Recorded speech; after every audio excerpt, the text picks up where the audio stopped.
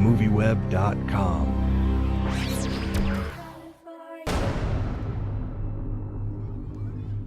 I had another nightmare last night. I can't tell what's real anymore. Is there anybody else out there that this is happening to? Every time that I dream, there's always this man. That's his mark, isn't it? Freddy. Oh my God, you've seen him too. Who are you? Remember me? In this film, I thought one of the interesting differences from the other films is that they don't really know the guilt of Freddy at the beginning. It's sort of in question throughout the film whether he really did these heinous crimes or not. And so I was wondering if that sort of change gave you the freedom to sort of recreate the character the way you wanted to. You know, I don't think that was like the impetus. I think that was more of just the structure of the story, which is kind of because it's pretty similar. It's just whether you go 1, 2, 3 or 2, 1, 3. You know, it's just the order in which you're kind of choosing to tell it. I think you know, what I kind of wanted to do was, you know, go along with Sam in the sense that, you know, he wanted to re-envision this thing, and he kind of felt that it had, over the years, in a rightful way, had gotten campy, comedic, still horrific, great fun, good sardonic humor, and that's what Freddy Krueger and Nightmare on Elm Street became. So in the re-envisioning of it, he kind of wanted to go back to its origins. Nightmare on Elm Street was much darker than where it had gone. So I kind of embraced that. And even though, you know, you got to pay homage, right? So we still got the kind of dialogue that Freddy normally has, but I think it was just a matter of owning it a little bit more. And I think that the depth in the backstory, you know, I guess you're right. I guess it does kind of give a little bit more weight to his seeking of revenge, his teaching of these lessons, him righting these wrongs.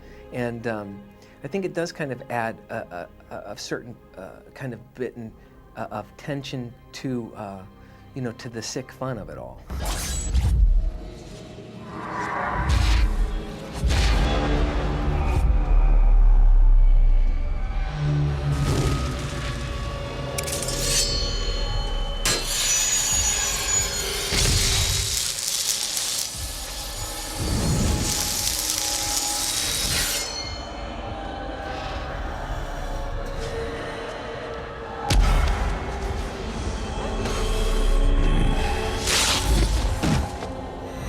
You know, the movie isn't really a remake, it's a reinvention. So, although very purposefully we've lifted parts from the original movie to pay homage to it, there are elements that have been fleshed out and thought of very differently from the original movie.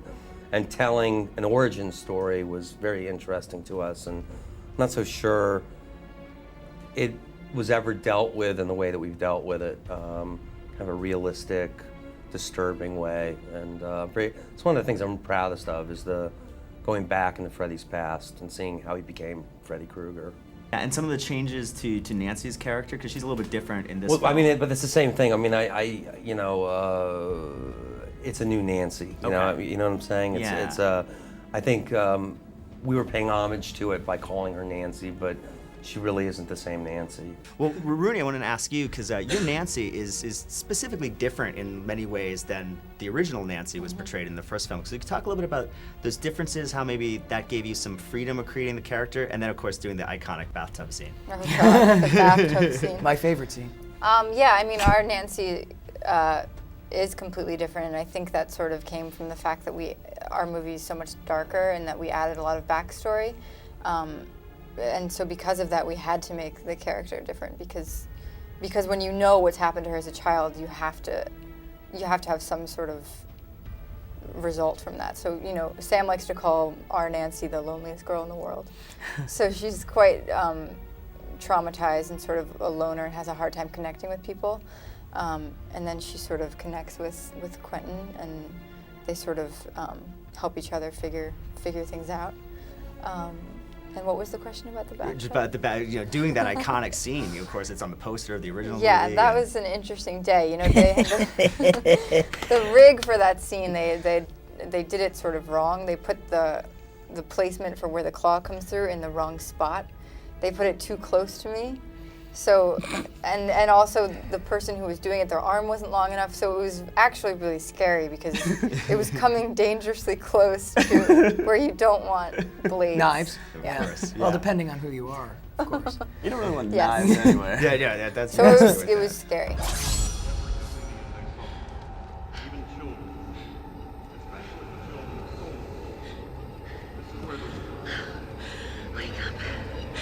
Wake up, wake up, wake up. You really shouldn't fall asleep in class.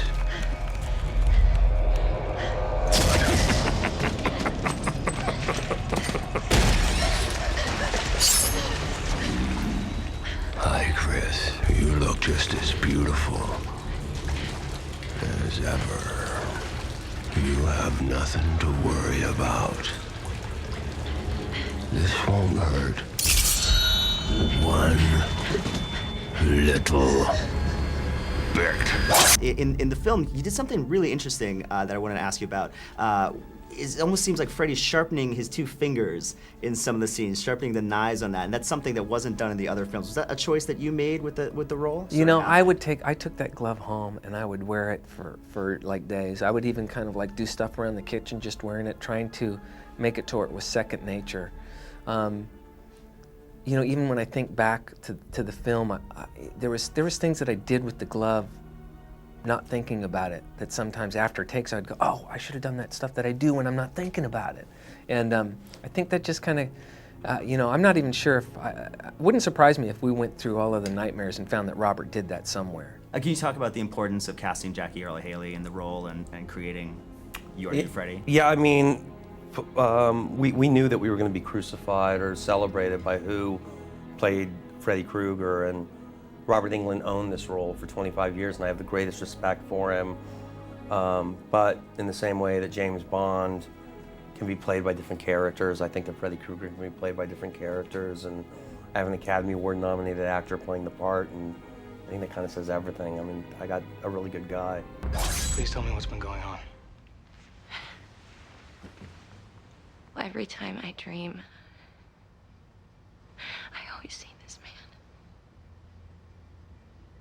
And he's burned and melted. And he's always trying to attack me with these knives. On his fingers. What? Oh my God. We're having the same dream. Chris, it's not possible. It is possible. It's just a dream, all right? Well, and you talked a little bit about this film being specifically darker than the first film. What do you guys say to sort of the early criticism that the movie is too dark and maybe loses some of the fun and humor of the first series? Well, I think, I mean, the way I feel about it, at least, is that if that's one of the biggest shifts you can do to show that this is a singular movie and that it's not just a sequel or living in that world, is because what the original franchise, I think, got known for was obviously that it was scary, but also a lot of the humor and the camp and the et cetera, et cetera. So by removing that, you've automatically made something that's totally its own. And I also think, too, that the point of this was to flesh out the story and the history and what really happened to these kids, and by doing that, I don't think you could handle that kind of material and those subjects in a kind of jokey, fun popcorn movie way. I think that that would just be wrong to do that. So, you know, of course, people who are looking for another, the original or the sequel, are going to want more comedy, but I think on the terms of just this film, we couldn't have had that to that extent. And it's also one of the things, too, where if you watch the original now and you sit there and watch it, it's not really that people become so desensitized to horror movies and all this torture porn and all this, you know, all that stuff, that you do have to switch it up, because if you were to make a movie like the original now and expect people to get scared, it's just not going to happen. Like, Unfortunately. Unfortunately, but the yeah. idea is still is terrifying, and I think that's what's great, that we could take the root idea and give it a new treatment. I'd say they're right. I'd say if that's a critique, you're right, that I did lose the humor and I did go darker, and you're either gonna like that or you're not, but that's what we chose to do, and we're real proud of it. I haven't really seen any of the criticism at this point, so I really couldn't tell you. I think that I have a feeling it's going to be one of those things where people are going to compare it, so they're going to want it to kind of be like it was. And so we're going to hear kind of opinions driven from that. And I think we're also going to see that people are going to like really embrace the fact that, hey, these guys completely changed it, isn't that cool? I kind of think we're going to see everything across the board. Yeah. But I just recently saw it, and the one thing that I kind of felt when I left there is like, that's a damn good horror movie, and that's what we set out to do. This is a bit of it's an odd, this genre has always like perplexed me in a kind of a cool way. It is a sick, twisted bit of fun of our culture that we like to sit around at these campfires and giggle while we try to scare one another. And that to me is what this movie, you know, represents. It's a genre flick about going and getting entertained, getting scared, but giggling while you're getting scared. And you know, it's a horror movie, and I think Sam nailed it. Stay awake. Wake up, wake up, wake up, wake up. I'm your nightmare. If you die in your dreams, you die for real.